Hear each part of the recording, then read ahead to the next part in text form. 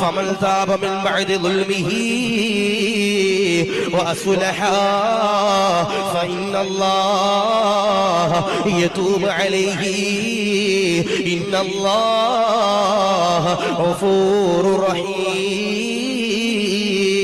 അല്ലാഹുവിന്റെ ഖുർആനിലൂടെ അല്ലാഹ് പറയുകയാ, ആദരവാകുന്ന പ്രവാചകനാകുന്ന നബി തങ്ങൾ പറയുകയാ, അല്ലാഹുവിന് ഈ ദുനിയാവിലുള്ള അടിമകളെയുണ്ടല്ലോ ഇഷ്ടപ്പെട്ടതിനുള്ള രണ്ടാമത്തെ അടയാളമായിട്ട് നബി തങ്ങൾ പറയുകയാ, തൗബ ചെയ്യുന്നവരാരാ, പാപമോചനം ചെയ്യുന്നവരാരാ, തിന്മകളിൽ നിന്ന് മാറി നിൽക്കുന്നവരാരാ, ഇൻഷാ അല്ലാഹ് അവരെയുണ്ടല്ലോ അല്ലാഹു വല്ലാതെ ഇഷ്ടമാ.